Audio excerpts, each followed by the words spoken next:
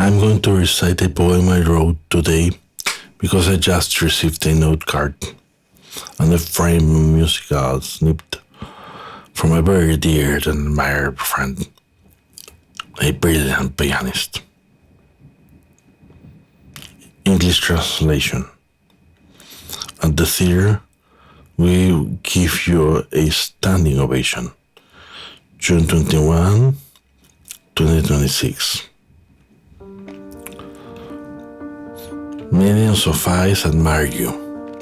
Millions of ears listen to you hypnotized. Millions of hands applaud your innovation. They are people who love you, your cultured audience.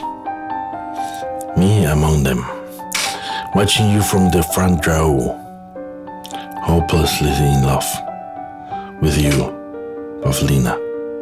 Not Martha Argerich.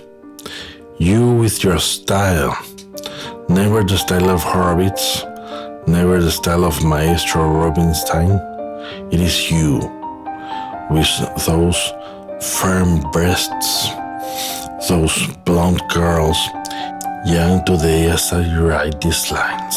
It is you, who sensitively are moved by your melodies and express all that fervor in that angelical face. It is you, pupil of the gods, who will one day reach the Olympus of Parnassus. Alongside them, because that is how I hear you, titanic, glorious, and I say it because I have seen you.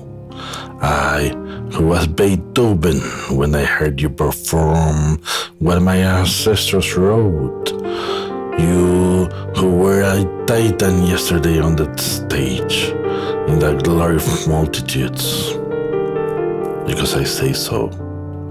I, who was Chopin, who heard you perform my work. When His Majesty, the King of France, was moved and shed a few tears and embraced the Queen in public. I saw you then. I heard you. I touched you. I smelled you. Those fragrances that the King of France and only the cultured audience that witnesses you has the pleasure of perceiving, because you are a celebrity of a very small and exclusive audience that has the ability to perceive right at their noses those auditory registers that most would never understand, because you were born that way, gifted, and that is how I understand you. And that is how I admire you, as an enamored fan. Because for 10 years less, I would have given what I have to be your piano neighbor, your piano Katrinas, to be your interlocutor. Because when my friends went to the soccer field, I went to the music room or the library. To do what you probably did, because your relationship with the piano goes beyond the understandable, because our relationship with music and art has no logical explanation. I should have been there beside you today, now, beside your piano, to accompany your days and your nights, your conversations and your silences, your music and your solitude, because out of a desperate world, we are two soulmates, hard to find.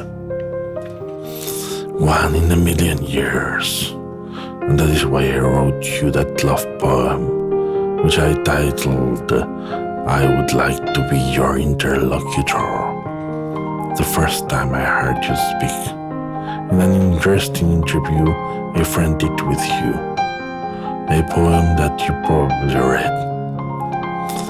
Well, now I write these lines to you, because I know you reciprocated my feelings as very few have done before. For I have just received your letter and your musical poem of Rachmaninoff number 3 final, written in your own handwriting and framed, which I will treasure in the finest part of my museum. And that music, starting today, I have begun to listen to again with concentration in my mind, as if that poem you sent to me were being played by our children, or at least I could hear it right now in this moment of silence while I contemplate this painting you sent me from the other side of the Atlantic Ocean. Because it is you who should be playing that concerto in this beautiful theater,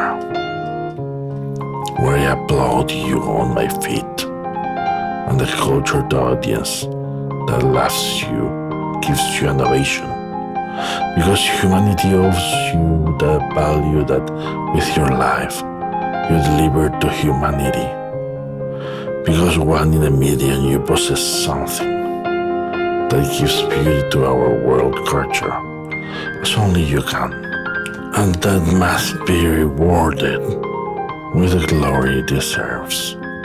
And so, let me tell you, Pavlina, living glory of the humanity, music united us, you and me, thousands of kilometers away, for we coincided in this life, so that I could dedicate my love to you in this letter, since I saw and heard your agile hands caressing the keyboard, and therefore caressing me, because you deserve the applause of the best theater, and to be named in the best poem by the best poet. And that is why I tell you again what I already told you when I told you for the very first time that always and forever I will support you.